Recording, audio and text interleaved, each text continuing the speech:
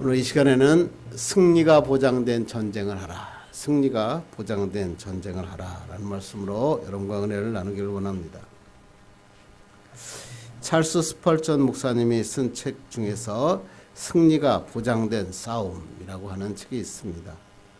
이 책의 부제는 뭐냐면 영적 전쟁에서 승리하는 7가지 원리라고 하는 부제가 적혀 있습니다. 이 책은 이렇게 말합니다. 그리스도인은 항상 전쟁 중이다. 혈과 육을 상대하는 것이 아니라 어둠의 세상 주관자들, 하늘에 있는 악의 영들을 상대하는 영적 전쟁을 치르고 있다. 그런데 우리는 싸움의 대상을 잘못 선정할 때가 많이 있다. 싸움이 아니라 사랑의 대상이 되어야 될 가족, 동료, 교인, 이웃과 싸우느라 정신이 없다.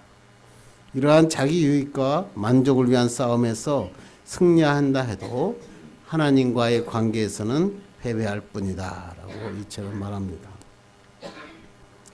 그리스도인이 싸워야 할 대상은 악한 육체, 세상, 마귀라는 사실을 항상 명심하고 우리는 우리가 가지고 있는 싸움의 기술이나 우리가 갖고 있는 능력으로 이 전쟁에서는 이길 수 없다. 그러므로 이 전쟁에서 능히 이기게 하는 힘은 오직 복음에서 나온다. 이렇게 말합니다. 그래서 이 복음은 우리를 넘어뜨리고 미끄럽게 하는 마귀의 위협으로부터 하나님 우리를 보호하시는 전신갑주와 같다. 그렇게 말하고 예수 그리스도의 복음만이 우리를 이 싸움에서 완전하게 승리할 수 있다라고 얘기합니다. 그러므로 승리가 보장된 싸움을 하기 위해서는 하나님의 말씀을 잘 묵상하고 그 말씀을 인정하고 순종하며 사는 것이다. 그러면서 이제는 영적 전쟁에서 승리하는 7가지 원리를 제시하는데 그 중에서 보니까 사탄의 정체를 바르게 알아야 된다.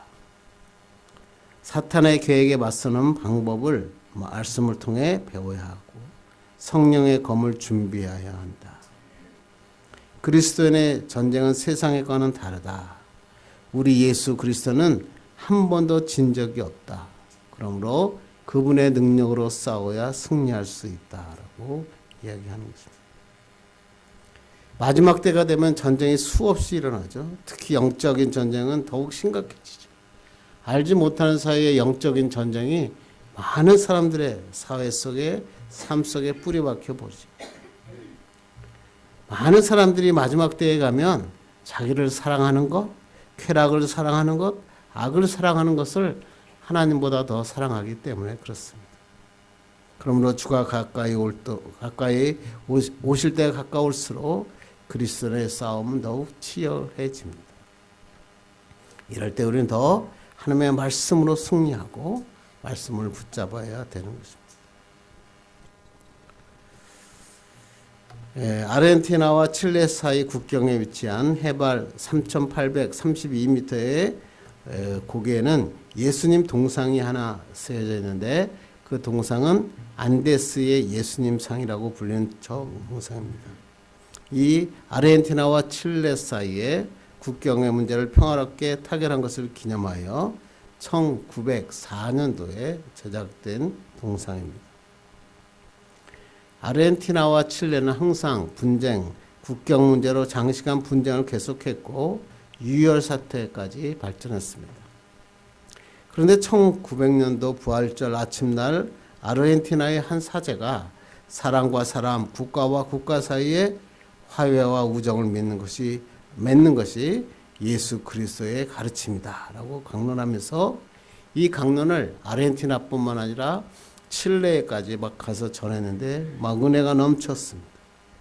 이 같은 노력으로 두 나라가 화합하게 되고 그들이 싸우던 대포들을 다 녹여가지고 예수 그리스도의 상을 만들기로 결정합니다. 그래서 서로 상대방을 향하여 쏘던 대포들을 다 수거해서 그 대포들을 모아서 그것을 가지고 예수 그리스도의 상을 제작한 것입니다.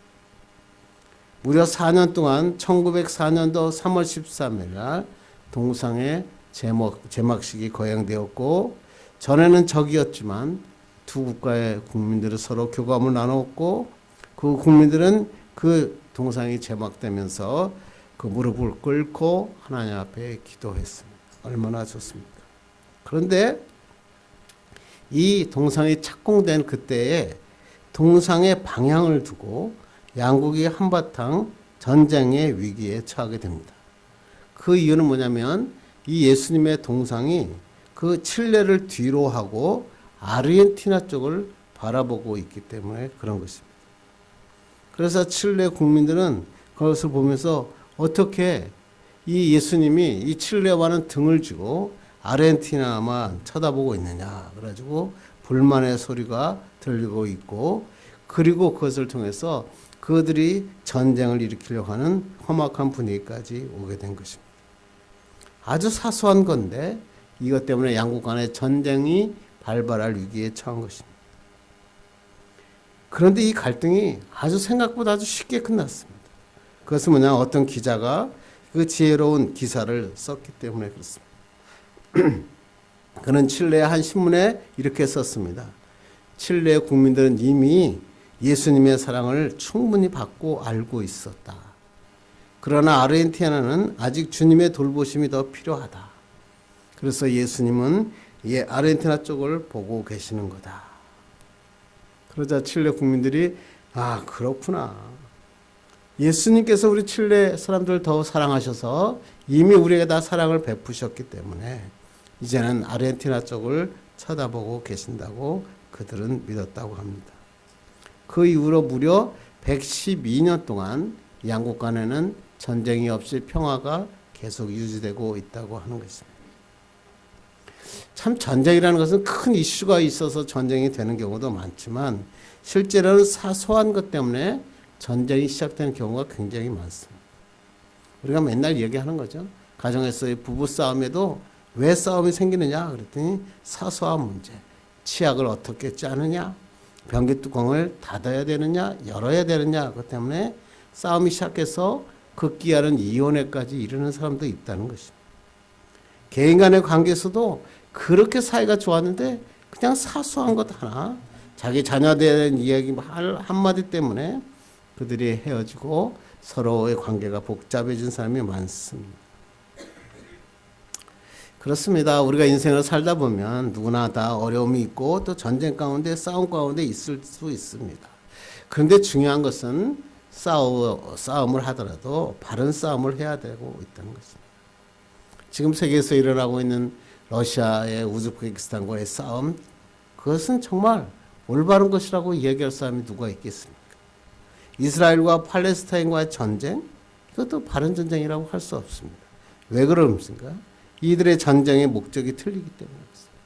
전쟁을 통해서 생명을 살려내고 자유를 회복하고 새로운 것을 세우는 것이 아니라 서로를 죽이는 그러한 무차별한 전쟁이기 때문에 그렇습니다. 그렇습니다. 우리의 삶에도 주어진 역경이 아무리 극심해도 질병과 고통의 전쟁이 와도 이것을 이겨내는 것이 중요합니다. 그런데 이 전쟁을 이기기 위해서는 반드시 필요한 것이 있습니다. 우리가 원하든 안 간에 많은 전쟁이 일어났을 때 우리가 가장 중요한 것은 뭐냐면 승리가 보장된 전쟁이어야 되는 것입니다. 내가 이 전쟁에서 질 수도 있다라는 불안감을 가지고 살아간다면 우리는 두려움 속에 살 수밖에 없는 것입니다. 그래서 저에서 중요한 것은 뭐냐면 어떻게 하면 우리가 승리가 보장된 전쟁을 할 수 있을까? 그리고 담대한 용기를 가지고 살아갈 수 있는가 하는 것입니다. 오늘 본문이 그 말씀이죠. 승리가 보장된 전쟁을 하기 위해서 필요한 것이 무엇인지 오늘 본문은 우리에게 보여주고 있습니다. 본문은 암몬 자손과 이스라엘 백성 사이에 일어났던 전쟁에 대한 이야기입니다. 우리 한번 1절로 2절 보겠습니다. 시작. 그 후에 암몬 자손이 왕을 죽고 그의 아들 한온이 대신하여 왕이 되니 다윗이 이르되 내가 나하스의 아들 한온에게 은총을 베풀되 그의 아버지가 내게 은총을 베푼 것 같이 하리라 하고 다윗이 그의 신하들을 보내 그의 아버지를 조상하라 하니라. 다윗의 신하들이 암몬 자손들의 땅에 이르매. 이스라엘과 화친 관계에 있었던 암몬 자손, 거기에 나하스 왕, 여러분 많이 읽어봤던 사람이죠. 그 나하스 왕이 죽고 그 아들 한온이 왕이 됩니다. 다윗은 한온의 아버지 나하스가 자신에게 베푼 은총, 자비를 베푼 것을 항상 감사해서 한온에게도 자비를 베풀기로 작정합니다. 암몬왕 나하스는 사울과 전쟁을 벌이다가 크게 패한 적도 있고 그렇기 때문에 나하스는 사울과는 관계가 굉장히 나빴습니다. 그런데 다윗은 뭐냐면 사울이 다윗을 죽이려고 할 때 나하스가 다윗을 많이 도와준 것으로 성경학자들은 얘기한다고 하는 것입니다. 그래서 다윗은 한온의 아버지 나하스가 죽자 그의 죽음을 조문하는 사절단을 만들어서 그 암몬 나라로 보내는 것입니다. 그리고 나하스의 친분관계 그 은총을 받았던 것을 기억해서 앞으로도 암몬과 이스라엘이 하나가 되어서 평화롭게 살기를 응원했던 것입니다.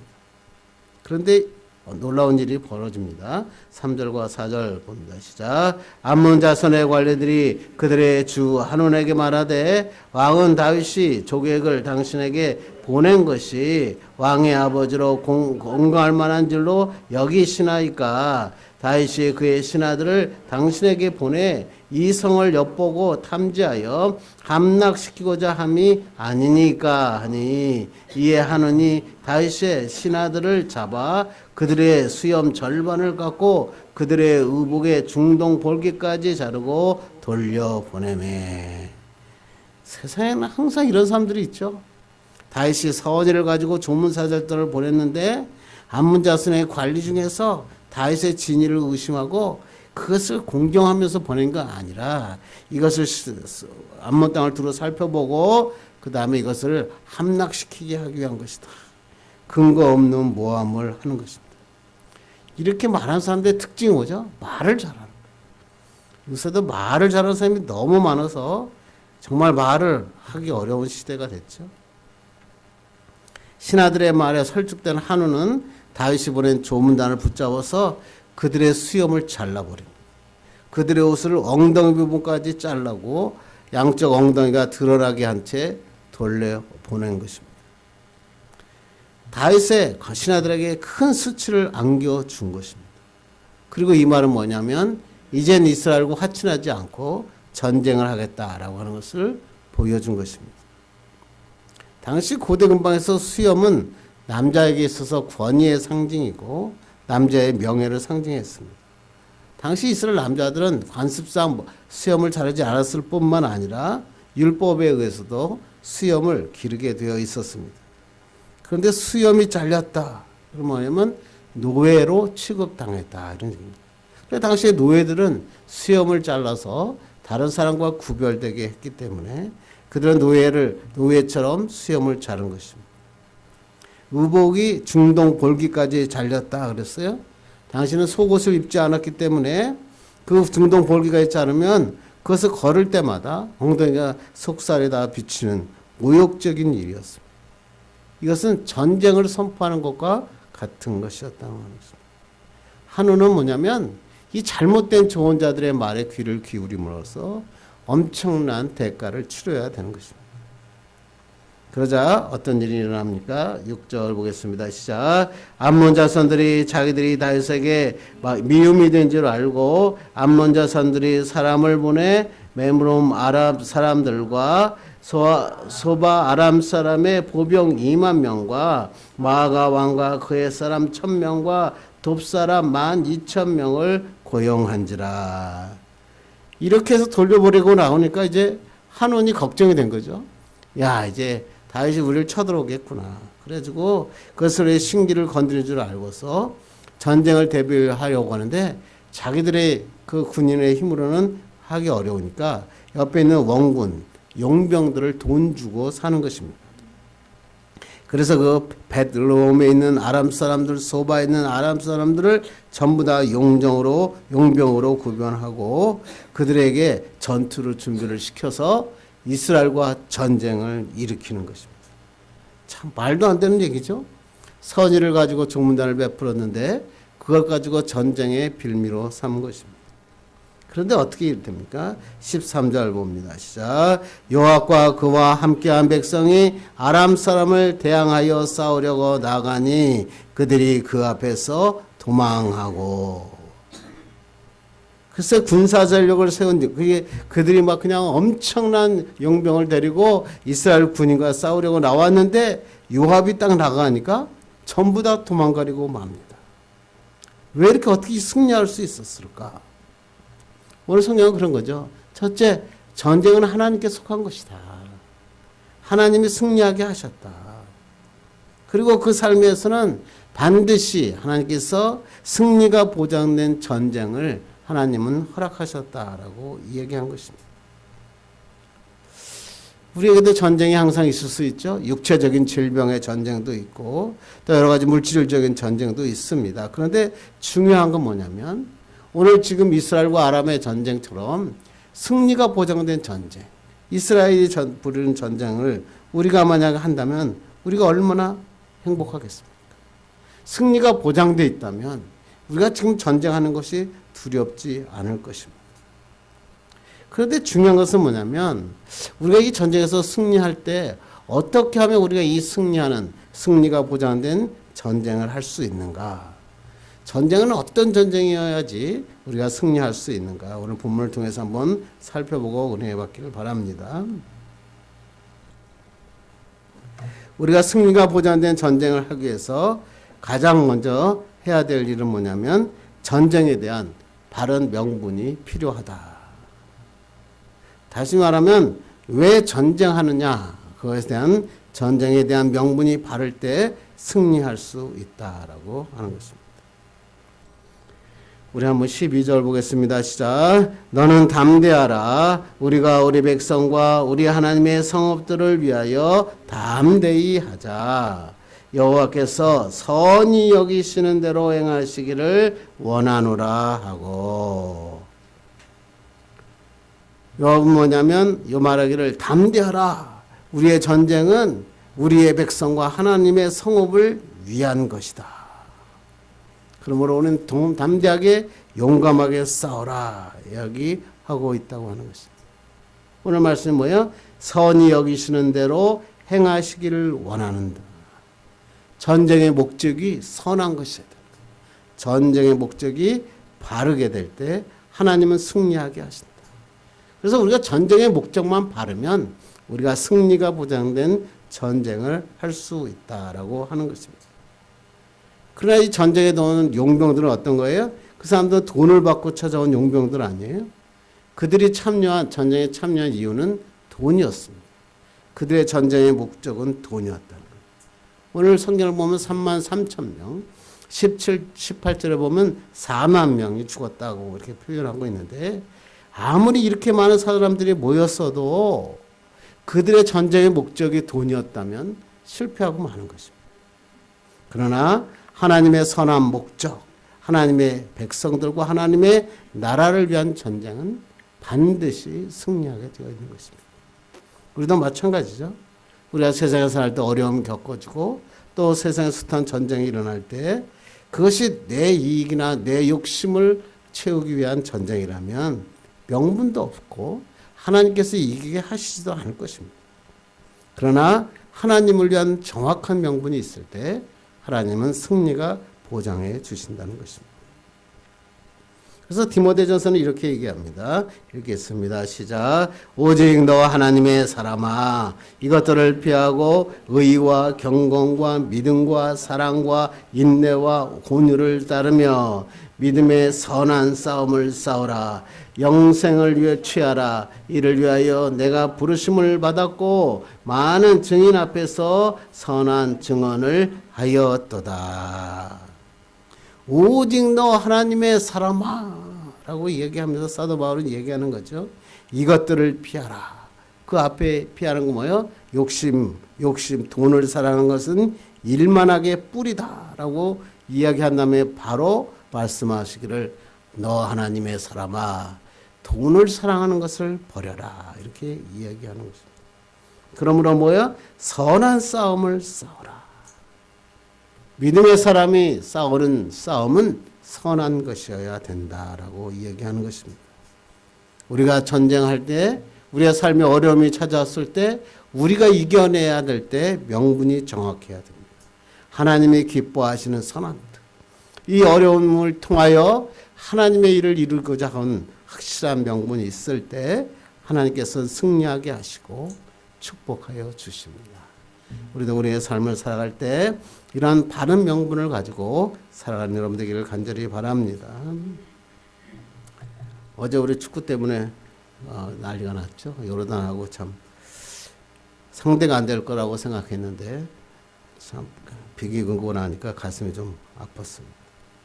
그런데 축구가 사람들에게 가장 사랑받는 축구지만 축구는 보다 보면 싸움이 되고 몸적인 싸움이 많이 있죠. 그런데 이 축구 경기 때문에 3,000명이 희생된 전쟁이 일어난 케이스가 하나 있습니다.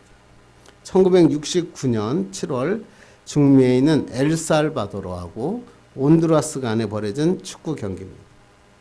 두 나라는 제9회 멕시코 월드컵을 앞두고 북중미 최종 예선전이 대결했습니다. 그런데 이게 세 번의 경기를 통해서 예선전이 치러졌는데 글쎄 이 경기를 지켜보고 있다가 패하게 되자 엘살바도르의 한 소녀가 그 충격을 못 이겨서 권총으로 자살하는데 그것이 신문에 대해서 특필됩니다. 그러자 이제 그 엘살바도르가 온두라스를 향하여 대규모의 응원단을 막 파견하면서 그때 보냈더니 거기에서 온두라스에서 그들이 타고 온 버스들을 불태는 100여 대가 불타는 일이 발생하게 됩니다. 그리고 3차전 연장전에서 또 비겼는데 엘살바도르가 마지막 결승골을 터뜨려서 엘살바도르가 월드컵의 본선 진출권을 차지합니다. 그런데 엘살바도르는 너무나 화가 나 자기들이 본 진출권을 얻었음에도 불구하고 7월 14일 날 온두라스에서 선전포고를 하고 공격을 합니다. 그래서 그 온두라스의 그 도시를 공습하고 온두라스 국경을 침몰하면서 6일간 전쟁이 일어납니다. 6일밖에 안 되는 짧은 전쟁이었는데 무려 3천여 명이 전사하게 되고 1만 2천 명이 부상을 당하는 큰 피해를 입게 됩니다. 축구에서도 주고 전장에서도 주고 그 진 온두라스는 이를 갈고 있다가 1976년 7월에도 엘살바도르를 정벌하기 위해서 또 전쟁을 일으킵니다. 그런데 거기에 또 온두라스는 또 실패하고 맙니다. 결국은 그 다른 나라들의 그 힘에 의해서 1980년 평화조약을 체결하고 이 전쟁이 일단락되었죠. 참 말도 안 되는 얘기죠. 뭐 평소에 갈등이 있었기 때문에 그렇지만 축구 경기의 승패 때문에 전쟁을 일으키는 엄청난 전쟁이 일어난 것입니다. 축구 하나 때문에 그 많은 사람들이 희생을 당하고 그 나라의 많은 산업들이 무너지는 것, 이것은 명분이 있는 전쟁이라고 할 수가 없습니다. 축구는 이길 수도 있고 질 수도 있습니다. 이런 명분 없는 전쟁을 한다고 승리한다고 해서 무엇을 얻을 수 있습니까? 그러므로 승리가 보장된 전쟁은 이런 명분 없는 전쟁이 아니라 바른 명분을 가질 때 죽어가는 사람들을 살려내고 자유가 억압된 자에게 자유를 주는 참된 전쟁이 있을 때 그때 하나님이 승리하게 하여 주십니다. 그래서 우리는 항상 전쟁함에 있어서 우리의 영적 전쟁에 있어서 악한 세력과 사탄을 무찌름에 있어서 바른 명분을 가지고 하나님을 향하여 달려가야 됩니다. 그렇게 하면 하나님께서 우리의 전쟁의 승리를 보장해 주시고 우리의 삶의 축복과 은혜만이 가득하게 하여 주십니다. 그래서 우리의 세상을 때 이런 바른 명분을 가지고 나아가는 여러분 되기를 간절히 바랍니다. 두 번째 말씀은 승리가 보장된 전쟁을 하기 위해서는 첫째, 전쟁에 대한 명분이 바라야 되고 두 번째는 담대한 용기를 가져야 된다. 우리 한번 8절 보겠습니다. 시작. 암몬 자손은 나와서 성문역에 진을 쳤고 소바와 르업 아람 사람과 돛과 마아가 사람들은 따로 들에 있더라. 암몬 사람들이 성문 앞에 전열을 갖고 왔고 소바 지역과 르업 지역의 아람 사람들, 돛 지역과 마아가 지역의 용사들이 들녘에서 전열을 갖추었다. 무려 3만 3천 명의 군사가 들에서 전열을 가지고 있습니다.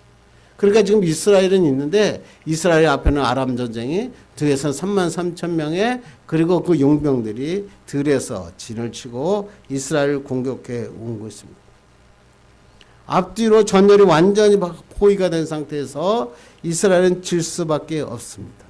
그런데 요압은 다윗의 명령을 듣고 하나님의 말씀을 듣고는 정예 부대를 딱 만들어서 정예 부대를 가지고 싸우고 남은 병정은 동생 아비새에게 맡겨서 암몬 군대와 싸우게 합니다. 그리고 난 다음에 그들을 모아놓고 요압이 지금 모아놓고 담대하라 그렇게 얘기합니다. 3만 3천이 앞에 있고 뒤에는 아람 군대가 있는 정말 여기에서 분명히 싸움에서 질 수밖에 없는 상황인데도 그럼에도 불구하고 담대한 용기를 가지고 담대하라 오늘도 얘기하는 것입니다. 그래서 한번 12절을 다시 한번 보겠습니다. 시작. 너는 담대하라. 우리가 우리 백성과 우리 하나님의 성읍들을 위하여 담대히 하자. 여호와께서 선히 여기시는 대로 행하시기를 원하노라 하고 담대하라. 하나님이 선하신 대로 이기게 하신다. 이게 바로 믿음이지. 표준 세번역에서는 이 본문을 이렇게 해석을 했더라고요. 용기를 내어라. 용감하게 싸워라. 아무리 두려움이 와도 그 많은 숫자가 우리 앞에 있을지라도 두려워하지 말라. 왜? 하나님이 이기게 하실 것이기 때문이다. 우리의 삶에도 여러 개의 삶을 살아가다 보면 두려움이 찾아올 수밖에 없죠. 왜? 우리는 연약하기 때문에. 그리고 그 연약함을 공격하는 것이 세상이고 마귀이기 때문에 그렇습니다. 그러나 우리는 하나님 안에 있으니까 근심할 필요가 없는 겁니다. 하나님만 믿습니다. 그래서 예수님께서는 우리에게 이렇게 말씀하십니다. 요한복음 읽겠습니다. 시작. 너희는 마음에 근심하지 말라. 하나님을 믿으니 또 나를 믿으라. 저는 어려울 때마다 이 말씀이 너무나 생각나요. 너희는 근심하지 말라. 하나님을 믿으니 또 나를 믿으라. 제자들 두려움에 떨고 있는 제자들에게 하신 하나님의 말씀이잖아요. 우리도 세상에 갈 때 두려움이 찾아올 때 두려워하지 말라는 것입니다. 예수 그리스도를 믿으니 하나님을 믿어라. 하나님을 믿으니 예수 그리스도를 믿어라. 뭐예요? 믿음을 가지면 승리한다. 하나님께서 말씀하고 있다고 하는 것입니다. 그러므로 우리가 세상에 어떤 어려움이 오더라도 세상에 전쟁을 당하더라도 우리 안에 세상을 이기신 예수님께서 나와 함께 하심을 우리가 믿어야 됩니다. 그래서 예수님이 승천하시면서 보혜사 성령을 너에게 보내주시겠다. 그렇게 말씀하고 있다고 하는 것입니다. 그래서 우리가 하나님의 생각할 때 인간의 생각으로는 피할 수밖에 없고 연약하지만 하나님께서 승리하게 하시면 반드시 승리하게 된다는 믿음을 가지고 살아가는 여러분 되기를 간절히 바랍니다. 성경에 보면 하나님의 말씀대로 용기를 가지고 담대히 행할 때 승리한 예들이 계속 기록되어 있죠. 가장 대표적인 게 뭐예요? 여리고성의 함락은.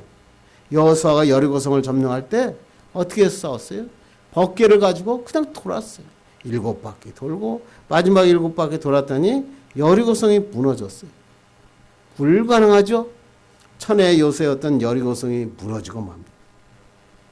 기돔과 300용사도 마찬가지죠. 미디안 사람, 아말렉 사람, 동방 사람들이 골짜기에 메뚜기 때처럼 수없이 있었다. 그렇게 생각해요.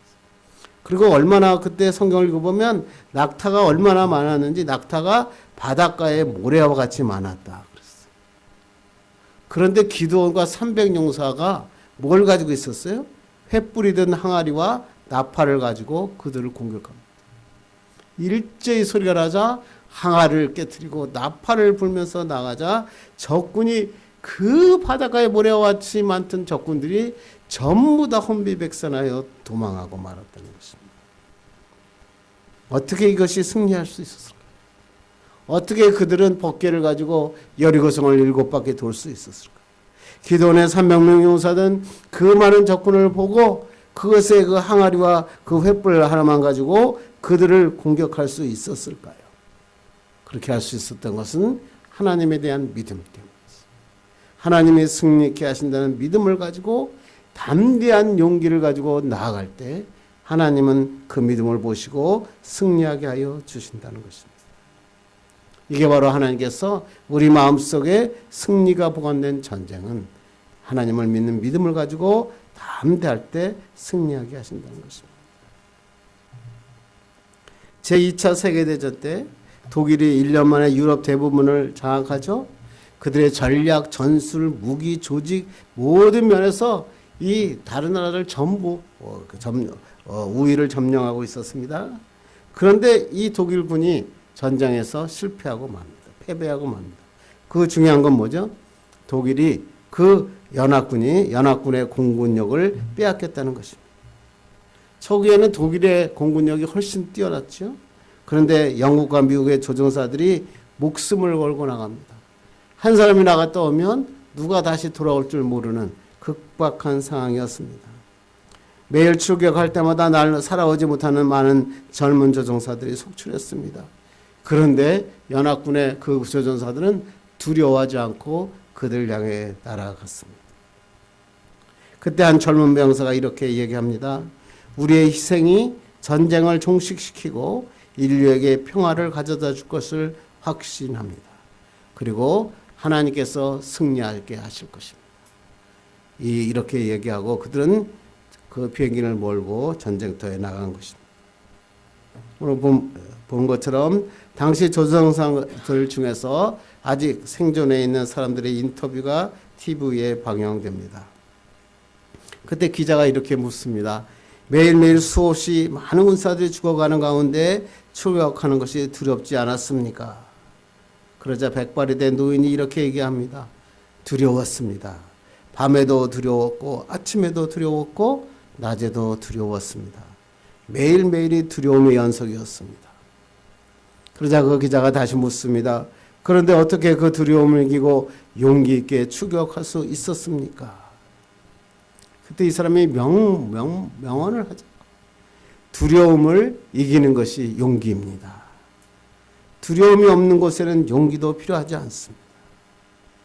자신이 용기를 가질 수 있던 것은 뭐냐면 나로 인해서 조국과 세계 평화가 지켜질 수 있다는 신념, 그리고 하나님께서 반드시 승리하게 하신다는 믿음, 이것이 자기가 담대한 믿음을 가지게 된 이유라고 설명하는 것입니다.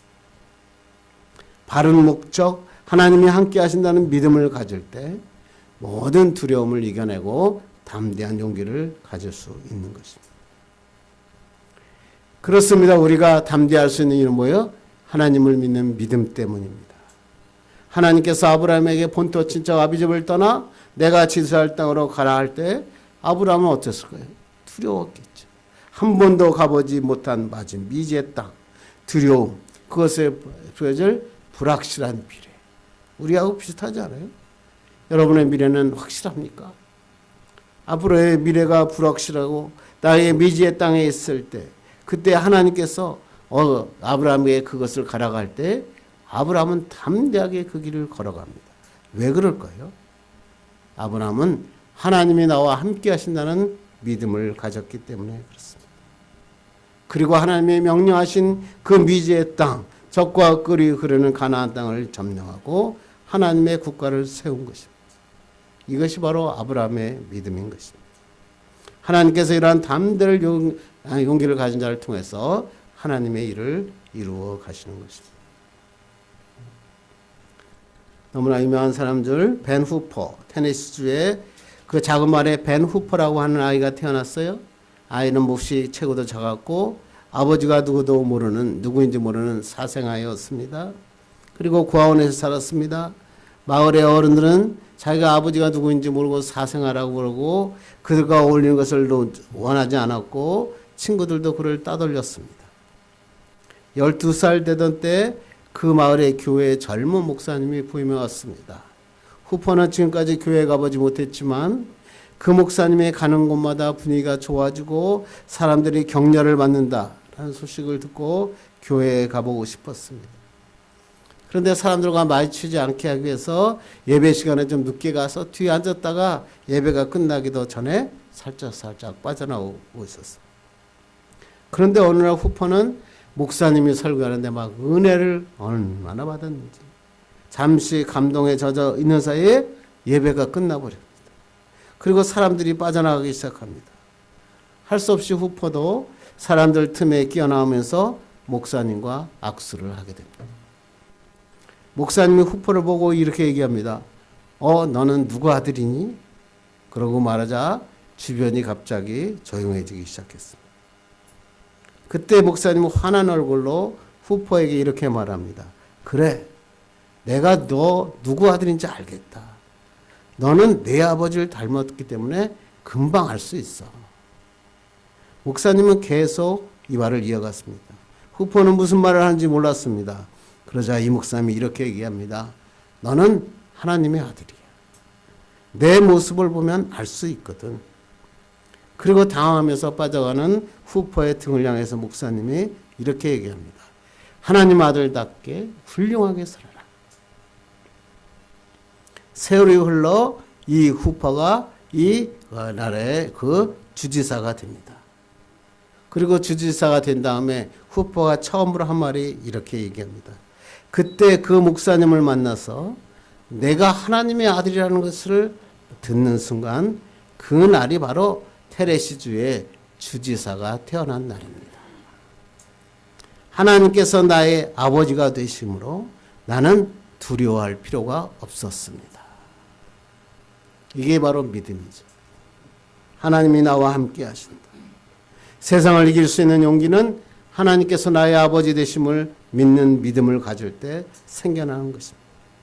이러한 믿음을 가지면 세상에 내가 고아일지라도 아무리 연약한 상경에 있을지라도 절망하지 않습니다. 하나님이 함께 하심을 믿기 때문에 그렇습니다. 이렇게 믿음만 가지면, 담대한 용기만 가지면 하나님이 승리를 보장해 주십니다. 그래서 아프리카 선교사 리빙스턴이 죽을 고비를 막 넘기면서도 이런 얘기를 했잖아요. 사명자는 그 사명을 이룰 때까지 결코 죽지 않는다.